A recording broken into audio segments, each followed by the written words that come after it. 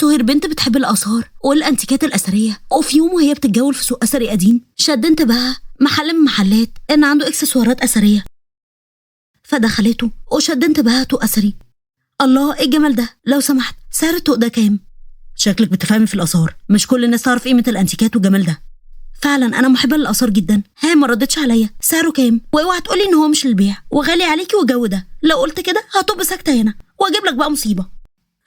يا للدرجة دي؟ لا يا أستاذتنا مش هقول كده، لكن هقول حاجة بقى هتخليكي تستغربي أكتر من كده. خديه ببلاش، مش عايز تمنه لكن بشرطين. إيه؟ مش هتاخد تمنه؟ وكمان عندك شرطين؟ خير إيه هما؟ الشرط الأول رجعي الطوق ده بعد أسبوع، يا إما بقى هتحل عليك اللعنة. هتحل عليا اللعنة مرة واحدة؟ ما هي محلولة خلقة. هو إيه بقى يا أستاذنا الطوق ده؟ هو ملون ولا إيه؟ أصلا من قبل ما أخده خوفتني. لا مش ملون ولا حاجة، ده حتى اسمه طوق الحظ. على فكرة الطوق ده بيجيب الحظ لكن خلال المدة المتاحة بتاعته بس، يعني خلال أسبوع من أخدك ليه. بعد كده بقى يتحول للطوق الملعون، فرجعهولي بعد أسبوع. اوعي تنسي ده أهم حاجة. مع إن الموضوع غريب ومش مفهوم، لكن أوكي تمام هرجعهولك بعد أسبوع. وعلى كده بقى إيه الشرط التاني؟ الشرط التاني مش شرط بصراحة، هو نصيحة مش أكتر. استغلي الفرصة كويس قوي، ما تستعجليش لأن السرعة من الشيطان. يا رب تكوني عند حسن ظني وما كنتش اتسرعت بالحكم عليك إنك تستحقي الطوق ده. قبل ما تختاري أي حاجة فكري. اوعي تنسي كلامي ده. دلوقتي أقدر أقول لك خدي الطوق واعتبريه زي عيل من عيالك. ما تخافش، مش هيحصل أي حاجة للولد، قصدي للطوق. وضحكت وضحك معاها. قبل ما امشي، انت متأكد ان انت مش عايز فلوس خالص؟ متأكد يا أستاذتنا. سهير ودعت الراجل ومشيت وهي مندهشة من اللي حصل ومعها الطوق. رجعت البيت وعملت أكل، وهي بتاكل قدام التلفزيون افتكرت الطوق، فجريت وفتحت شنطتها وطلعت الطوق. تعالى يا سيدي نشوف بقى ايه قصتك، وليه غالي قوي كده عند صاحبك؟ انا اللي شدني فيك انك نص قلب. بس وهي بتمسحه لقيت القلب ده بيفتح. واو ده شكله بيفتح. ففتحته فنزل من قلب دم، فخافت جدا ورميته بسرعة. ايه ده يا ساتر، الراجل مديني مصيبة ولا ايه؟ وعمال يقول لي احتفظي بيه احتفظي بيه واعتبريه عيل من عيالك. قال له كان عايزني اسيب الطوق عندي اسبوع، ده انا من بكره ارجع لك امانتك. ده انا عرفت اصلا استنى لبكره لاني خفت. ايه ده، هو لسه لحد دلوقتي بينزل منه دم؟ انا جسمي بيترعش. الرعب ده هعمل ايه دلوقتي؟ ارمي الطوق من بلكونه واتخلص منه؟ مش عارفه. وفجاه وقف الدم وخرج من قلب ده شبح وكان باين عليه الحزن. سيبوني في حزني يا بني البشر شويه، احترموا حزني، طلباتكم مش بتخلص. انا بكره نفسي عشان محقق الامنيات. يلا يا ستي اطلبي اللي انت عايزاه مني لكن بسرعه. ها يلا قولي بقى ايه طلباتك عشان ادخل جوه الطوق تاني. سهير كانت بتبص عليه وهي مصدومه وبتترعش ومرعوبه. حاولت تتكلم لكن لسانها اتحاش، فكانت بتشاور اشاره انت مين، ومن خوفها اغمى عليها. يا دي النيله، هو انا ناقص؟ طالما خوافه خرجتني ليه؟ هو انا ناقص ده لعبانات؟ خلاص انا هقعد على جنب هنا اكل الاكل بتاعها واتفرج على التلفزيون لحد بقى ما تفوق. وفعلا قعد ياكل. بدأت سهير انها تفوق ففاقت وكانت ماسكه راسها. ايه ده بقى، حلمت حلم بشع قوي. قال ايه؟ شفت شبح؟ لا وكمان خفت واغمى. ايه ده، كلامي صحيح ولا ايه؟ لا ده ما كانش حلم. لا يا سهير لا، كان حلم. هو في يعني حاجه زي كده في الدنيا؟ العفريت قال ويطلع من الطوق قال. قومي وبلاش هبل بقى. فقامت وبتبص كده لقيت الشبح بياكل. يا لهوي يعني يما، شكلها كده ما كانش حلم يا سهير وكان حقيقه. هو انا ليه بطني وجعتني وعماله تقول وكواك؟ بتعمل وكواك؟ طب تعمل حتى سوسوسوسو. يا لهوي، عفريت بيقول نكت. فاغمى عليها تاني. شكلها كده قصتها قصه، شكلها استناها كتير، وشكلها كده من نوع الخواف. طالما انت خوافه مهتميه بعلم الاثار ليه والانتيكات ليه؟ ها بنات طريه. ايه ده، انا خلصت الاكل. طب طالما خلصته اقوم اعمل لي كوبايه شاي بقى احبس بيها. فقام ودور على المطبخ وعمل لنفسه الشاي وقعد جنب التلفزيون وكان بيشرب الشاي. فقت سهير يانا القلم الافراسي ده، فافتكرت الشبح فخافت. يا لهوي ما كانش حلم. ما تكدبيش على نفسك بقى عشان تعرفي تواجهي يا سهير. قومي، ولما تقومي هتلاقي وراكي قاعد على الكنبه بتاعتك وبيتفرج على التلفزيون بكل اريحيه. ما تخافيش ما تتوتريش، كل ده عادي. ماشي يا سوسو، يلا قومي بقى. فقامت وهي باصه ناحيه المعاكسه للشبح. انا مش قادره الف رقبتي وابص. انا خايفه، اعمل ايه؟ امشي ناحيه الباب وانا في الحاله دي لحد ما اوصل الشارع؟ مش بعيد لو عملت كده يجيبني من قفايا. اللوصه اللي انا فيها دي، الله يخرب بيتك يا بتاع الطوق، كده تبتليني بالمصيبه دي؟ حرام عليك بقى، اعمل ايه؟ هستناكي كتير ولا ايه؟ ما يلا بقى عشان بدأت ازهق. فبصيت له. لا، ما تزهقش، اكيد الزهق وحش عشانك. فعلا عندك حق، زي وحش جدا. ها، عايزه مني ايه؟ عاوز ايه يعني يا باشا؟ انا مش عايزه حاجه خالص. انت عايز مني ايه عشان يعني تنصرف؟ انت عبيطه ولا ايه؟ مش انت اللي خرجتيني من الطوق؟ يعني منى تخرجيني ومنى عايزاني انصرف؟ هرمونات الستات دي مش مفهومه خالص على فكره. تعرفي انا حبيبتي بقى كانت زيكم كده، كانت هرموناتها متقلبه شويه، يعني شويه كانت تضحك وشويه كانت تزعق من غير سبب، زي ما بتقولوا كده عندكم عليك عفريت ولا ايه. انا بقى كنت بقول لها عليك عنتر ولا ايه. دمك خفيف قوي. فبصيت له، لقيته كل وشرب شاي. طالما خدت اجابه ضيافه ممكن ترجع مكانك وتدخل بقى داخل الطوق بسرعه. سهير، اسمك سهير صح؟ يا لهوي، ده عارف اسمي، استرها يا رب. شكلك مش عارفه انا هنا ليه، صح؟ هتكون ليه يعني؟ بص، انا من ناحيه انا عارفه انت هنا ليه، فانا عارفه كويس قوي انت هنا ليه، عشان تجنني. دي مش محتاجه يعني فهم. لا، انا هنا مش عشان كده، انا هنا عشان احقق لك 5 امنيات، لا اكتر ولا اقل. قولي اللي انت عايزاه وبسرعه بقى، ها، عشان احققهم. يا سلام، يعني انت عفريت الامنيات؟ فافتكر كلام الراجل اللي اداها طوق انهم بيسموا طوق الامنيات، فابتسمت. يا سلام، ان كان كده فيبقى فل الفل. بص يا سيدي، اول امنيه ان انا ابقى غنيه، مش اي غنى، لا، اكون غنيه غنى قارون. شاور الشبح عليها، فلقيت حواليها فلوس كتير وذهب والماظ ودولارات. سهير كانت باصه بصدمه ومبسوطه قوي. ده بجد؟ يعني انت حققت امنيتي بجد؟ انا مش مستوعبه. بص بقى، الامنيه التانيه بتاعتي هي... لا استني، مش كله ورا بعضه. الاول استمتعي بالامنيه الاولى وهجيلك تاني وتبي تطلبي بقى اللي انت عايزاه. وانصرف ودخل جوه الطوق ونزل دم من الطوق، وبعد كده قفل. سهير قعدت حوالين فلوس. ايه ده؟ هو ده حقيقه ولا بجد ولا ايه؟ لا، ده بجد الجداني. لا، انا مش مستوعبه اللي بيحصل، كل دي فلوس بجد. اخدت الفلوس وحطتها في البنك، واشترت فيلا في احسن مكان، واشترت نادي، واشترت الماظ وكلاب حراسه وبودي جاردات وعربيات. خطيبها بقى ادريس اول ما عرف بغناها قرر ان هو يقرب منها تاني. وفي يوم قابلها. تعرفي يا حبيبتي، انا ما كنتش عايشه وانا بعيد عنك، اشتقت لك قوي يا حبيبتي. سهير بقى كانت متعلقه بيه جدا وكانت مشتاقه له، لكن ما حبتش توضح اشتياقها ليه. يا سلام، غريبه يعني انك اشتقت لي بعد ما اغتنيتها. عيب عليكي، يعني انا اتقرب منك عشان فلوس؟ انا اعمل كده يعني؟ تعرفي عني كده؟ الصراحه ما اعرفش عنك غير كده. لو تعرفي اللي عانيته من بعدك، بعد ما اتفرقت عنك وفسخت خطوبتي بيكي، خسرت كل حاجه، خسرت اهلي وكلهم سافروا وسابوني هنا. انا هنا لوحدي، وهلا ماما بقى بين الحياه والموت. واتجوزت من واحده طلعت كل اللي عملته فيكي، مرمطتني. تصدقي رفعت عليا قضيه عشان تاخد حقوقها، رغم ان هي يعني الغلطانه مش انا، وهي اللي مخلياني تعيس. رفعت عليا قضيه وما بيننا طفله، مش عايزه توريني طفلتي. شفتي كورها وصل لحد فين؟ اتأثرت سهير قوي. بجد اللي انت بتقوله ده؟ بتكدبيني يعني يا قطعه السكر؟ انت لسه فاكر الدلع اللي انت كنت بتدلعوني؟ انت ليه مش مصدقه ان انا اشتقت لك واني ندمت؟ انا عايز بس فرصه تانية، ارجوكي اديني فرصه تانية. وعلى فكره، عشان الشيطان ما يدخلش ما بيننا تاني، انا بقترح بقى نتجوز على طول من غير خطوبه. احنا اخدنا حظنا من الخطوبه، ولا انت ايه رايك بقى يا قطعه السكر؟ سهير سكتت وما عرفتش تقوليه، لكن في الوقت ده كان نفسها تقول له موافقه اتجوزك. انا كان نفسي في اللحظه دي من زمان، لكنها التزمت الصمت. اوعي ترفضي يا قطعه السكر. خليني افكر مع نفسي شويه. تمام، وانا على العموم هستناكي طول العمر. ومشي. سهير مسكت راسها. كنت المفروض اوافق، احسن اخسره زي ما خسرته قبل كده، احسن يشوف حد غيري. اوف بقى، منك لله يا سهير.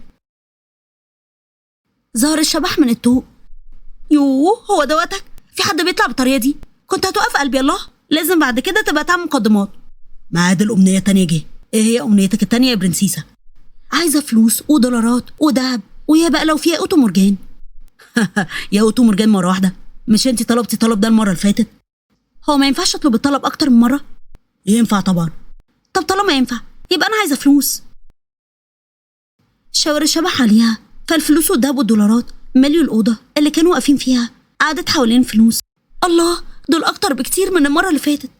ايوه طبعا اكتر، لعلك تكتفي. واختفى ودخل جوه الطوق، والطوق كان بينزل دم، وبعد كده اتقفل القلب. عمري ما هخسر الفلوس دي، هقعد اصرف في الفلوس دي لحد ما اموت.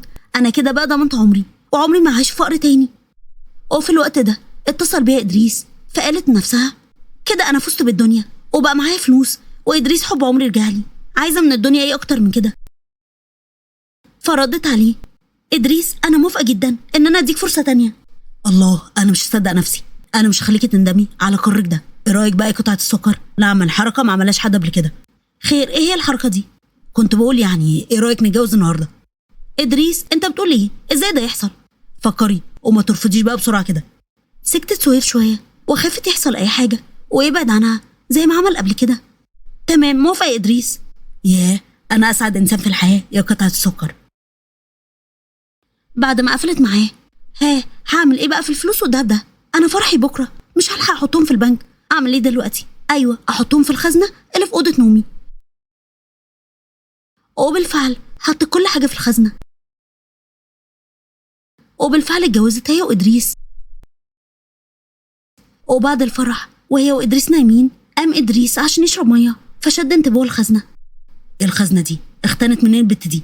ازاي بقت غنيه كده؟ دي لدرجه انها حاطه الفلوس في الخزنه. طالما بقى فلوسها كترت عليها بالشكل ده، مش هيبقى في مشكله يعني لما ينوبني من الحظ جانب. افتحها ازاي دلوقتي؟ اكيد بقى حطها تاريخ ميلادها كباسورد يعني الخزنه. سهير ذاكرتها زي ذاكره السمكه. فجرب وفعلا فتحت، واول ما اتفتحت اتصدم. اوه، ايه ده كله؟ كل دي فلوس ودولارات؟ هو انا دخلت جنه ولا ايه؟ فجاب شنطه سفر وملاه وفضل الخزنه ومشي. سهير قامت من النوم الصبح، قعدت على السرير. حبيبي انت فين؟ ايه ده؟ راح فين ده؟ في ليله الصباحيه سايبني كده؟ راح فين؟ يمكن نزل يحضر لي مفاجاه او يعمل لي فطار اكيد. وبالصدفه عينيا جت على الخزنه وهي مفتوحه، فجريت عليها. ايه ده يا ادريس؟ سرقتني؟ ايه اللي انت عملته فيا ده؟ يعني انت بعتني لتاني مره بقى كده يا ادريس؟ فظهر لها شبح. الامنيه التالته مع ده جه. عايزه ايه؟ انا عايزه بقى اطلب امنيتين مره واحده، لو سمحت ما ترفضش المره دي. تمام، اطلبي بقى الامنيتين بتوعك طالما ده هيريحك. الامنيه الاولى عايزه فلوس ودولارات عشان اعوض اللي اتاخد مني. فشاور الشبح عليها، فالمكان بقى مليان فلوس ودولارات والماظ وذهب. كده تالت امنيه ليكي. ايه هي الامنيه الرابعه؟ سهير ما بصتش الفلوس ولا الذهب بنفس الحماس للمرات اللي فاتت. الامنيه الرابعه ادريس. عايز اعرف فين ادريس، راح لمراته ولا عمل ايه بالفلوس؟ الفلوس اللي هو اخدها مني بتاعتي يعني. الشبح شاور على الارض وظهر ادريس وهو بيبيع الدهب بتاعها وجنبه واحده. مراتك الجديده دي هبله قوي، خلتنا اغنياء ومش اي غنى. يا ترى بقى الفلوس دي كلها جات لها ازاي؟ ده كنز يا ابني. فعلا اللي خدته منها كنز زي قطعه السكر. سهير من يومها، من ساعه ما عرفتها وهي كده بعرف اسيطر عليها على طول تحت طوعي. كلمه توديها وكلمه تجيبها. اسهل نوع من الستات واكتر نوع بحبه قوي السيطره عليهم، مفيش اسهل منها. هتطلقها صح؟ لا مش هطلقها، عشان لما احب ارجع لها واضحك عليها بكلمتين واخد اللي معاها بقى كله لازم اسيب الباب موارب عشان اعرف ادخل لها. يا ابني ايه الطمع ده؟ مش كفايه اللي اخدناه منها؟ واسيب لها فلوس ليه؟ هي اصلا مش عارفه قيمتها. غير بقى كل ده ان البحر يحب الزياده يا قطعه سكرتي. انا بحبك قوي، مش هتتخلى عني زي ما اتخليت عنها صح؟ وهتعمل كده احسن انهار. ما اقدرش يا حبيبتي اعمل كده، لان انا وانتي زي الخبز والخبائث. انتي مراتي وقطعه السكر بتاعتي. والشبح سحب ايده فاتزالت صوره ادريس وكمان مراته. سهير انهارت من العياط. كان بيستغلني الخاين، سرق فلوسي واستغلني. ده بيقول لها قطعه السكر زي ما بيقول لي بالظبط. ما تعيطيش، مش بحب حد يعيط قدامي. اهدي. طالما مش بتحب حد مقهور، خليني بقى اطلب الامنيه الخامسه. انت بكده هتخلصي كل امنيتك ودوري معاكي هيخلص وهترجعيني بقى لمكاني. اكيد طبعا هرجعك، انا فاهمه ان بكده بينتهي امنياتي. طالما واخده بالك فتمام. ايه هي بقى الامنيه الخامسه والاخيره؟ تنتقم لي من ادريس هو ومراته. ازاي؟ تحبي طريقه انتقامك تبقى ازاي؟ طريقه انتقامي تبقى ازاي؟ مش عارفه. بص، ممكن تخلي يبقى في خلاف بينهم هما الاتنين ويسيبها وتتألم زي ما انا اتألمت، اما هو بقى يخسر كل الفلوس اللي اخدها مني ويرجع لي بقى ندمان. طب هتسامحيه لو هو رجع لك ندمان؟ مش عارفه هعمل ايه ساعتها، ابقى افكر هعمل ايه واشوف نفسي هعمل ايه. فاختفى الشبح ورجع تاني. هقتلك كل اللي انت عايزاه. بكده خلص مشواري معاكي. رجعته، اوعي تنسي. عملت ايه؟ احكي لي ازاي بالسرعه دي عملت اللي قلت لك عليه. بالنسبه ازاي بالسرعه دي عملت كده، فده شيء عادي وعادي جدا كمان لاني مش بشر. اما بقى من ناحيه ازاي، فسحبت الفلوس كلها من جنبه وخدتها كلها، وهو دلوقتي نايم مع مراته، واول ما هيفوق هيدور طبعا على الفلوس ومش هيلاقيها، هيتهم مراته انها خدتها وسرقتها منه زي ما هو سرقها منك، فهيتخانق معاها وهيمد ايده عليها وهيسيبها طبعا، فمراته هتنهار وهتتوسل له، لكن هو هيسيبها وهيجيلك على هنا. وصلت؟ ووصلت قوي كمان. شكرا يا شبحو. العفو، دي مهمتي، لكن زي ما قلت لك طريقنا خلص على كده، رجعيني لمكاني. ودخل جوه الطوق ونزل دم واتقفل القلب. سهير بقى وهي بتعيط الأمن قال لها إن إدريس طلب يشوفها، فدخل عليها إدريس وهو عمال يعيط. حبيبتي شفتي اللي حصل؟ ماما ماتت، انا اسف ان انا سبتك لوحدك في يوم صباحيتنا. فكانت في الوقت ده بتبصله بكره. عارف ان انت مش مصدقاني، خصوصا اني خدت فلوسك من الخزنه، لكني كنت عايزه انقذ امي باي طريقه لانها كان بين الحياه والموت، وده من سبب اني عملت كده، عارف، لكن ده اللي حصل. انا بحبك وبحبك قوي كمان يا قطعه سكرتي. ايه يا ادريس، شايفني يعني هبلق بالشكل ده؟ فكرك ان انا اصدق حاجه زي كده؟ عايزني اصدقك انك اخدت ملايين عشان تنقذ امك؟ ده كلام برضو ناس عاقلين. ده انت بالفلوس دي كنت تشتري مستشفى باللي فيها وتعالج الناس كلها. بص يا ادريس، المره دي بقى انا هعمل اللي كان المفروض اعمله من زمان، اني اسيبك. كنت المفروض ما اخليش حبي يتحكم فيا ويذلني. المفروض كنت ادوس على قلبي لما لقيته اتعلق بشخص غلط. كنت المفروض اعرف قيمه نفسي واعرف انك ما تستهنيش. كنت المفروض اعرف قيمه قلبي، ما كنتش المفروض اخليك تلعب بقلبي زي الاطفال لما بتلعب بلعبها. كنت المفروض اقول باعلى صوتي ليه انا استحق افضل منك حتى لو ما جاش. يكفيني نفسي، يكفيني ان انا مدس تحت قطر التعلق. اخيرا شفت الطريق الصح وعرفت قيمه نفسي.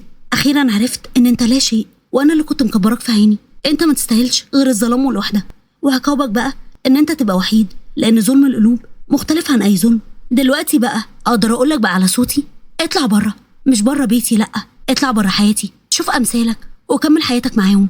اتمنى لك طول عمرك انك تقابل اشباهك من البشر. سهير اديني فرصه تانية ارجوكي. ما اسمهاش فرصه تانية، اسمها فرصه تالتة. انا اسفه يا ادريس، ما اقدرش، بره. وشاورت الامن واخدوه طلعوا بالعافيه. ادينا فرصه تانية، احنا نستحق ده، احنا متجوزين، ما ينفعش تعملي كده في جوزك. راحت سهير ورفعت قضيه بعدم التعرض، وقررت بعد فتره تتطلق منه عشان كلام الناس، ولو ما طلقهاش هتخلعه هي. ويوم من الايام قامت من النوم لقيت الفيلا كلها دم. يا ساتر، ايه ده؟ ايه اللي حصل؟ افتكرت الطوق فجريت عليه، وفتحت القلب لقيت الشبح. رجعيني مكاني، الاسبوع خلص بسرعه. هي ايه حكايه الدم ده؟ ليه بتنزف؟ يا شيخه اخيرا بقى خدتي بالك؟ انت مش شايف حياتي ايه اللي بيحصل فيها؟ دماغي ما كانتش فيا، اعذرني. اللي انت فيه ده بسبب جشعك، انت اللي اخترتي الطريق ده. يعني انت شايف ان انا استاهل اللي حصل لي؟ اه طبعا تستاهلي. كان ليكي 5 امنيات، 3 مرات طلبتي فلوس، ومره انتقام، ومره غيرة الستات. جاتلك فرصه وبكل بساطه فكرتي بشكل سطحي عقيم. انا لو كنت مكانك كنت هطلب طلبات بجد، مش فلوس فلوس فلوس. كنت هتطلب ايه بقى يا فيلسوف زمانك لو كنت مكاني؟ يعني كنت هطلب ان انا اخرج من الطوق ده. كنت اتمنى ان حبيبه قلبي ترجع للحياه تاني. عشان كده نص قلب بس، صح؟ حبيبتك هي نص التاني، صح؟ عشان كده مش قلب كامل، وعشان كده ده سبب الدم، دم حبيبتك، مش كده؟ لا ده مش دم حبيبتي، الدم ده من كتر بكاي عليها. رجعيني مكاني لان روحها هناك اشتقت لها. روحها هناك، عشان كده. وعلى كده بقى ده سبب اني ارجعك بعد اسبوع لمكانك؟ ايوه ده السبب، رجعيني. وقبل ما ترجعيني عايزه انصحك بحاجه، مش كل حاجه الفلوس. لما جالك الفلوس هل بقيتي سعيده؟ لا مش سعيده. عيشي حياتك بشكل صح، بالفلوس اللي معاكي ساعدي الناس، اسعدي قلبهم، لان اللي بيسعد غيره ربنا هو اللي بيسعده. شكرا قوي على نصيحتك، انا فرحانه جدا اني اتعرفت عليك. يلا استعد عشان ارجعك لمكانك. فسلمت الطوق لصاحب المحل. انا جيت في الميعاد، اتفضل الطوق بتاعك اهو. هل الطوق بقى عارف يعلمك الدرس؟ عارف. واتعلمت ايه يا استاذي؟ قولي لي بقى اتعلمتي ايه عشان اعرف بقى الرساله وضحت لك ولا لا. اتعلمت ان طريق لاسعاد النفس هو اسعاد الغير، وان الفلوس مش هي المصدر الوحيد للسعاده، وان ما ينفعش ادي فرصه تانية الانسان ما يستحقش، واني اعرف قيمه نفسي، لان الدنيا دي ما فيهاش غير سهير واحده بس، ما فيش حد زي موجود، ما فيش نسخه تانية مني. فهمتي الرساله كويس. شكرا قوي ليك، ومن حين بقى الاخر هاجي اشوفك واطمن عليك. هستناكي. فسهير اتجهت للمستشفيات وللدارات بتاعه الايتام وكمان المسنين وغيرها من الدارات، واتبرعت ليهم بفلوس. ومن كتر بقى تبرعها وحب الناس ليها أطلقوا عليها قطعة السكر.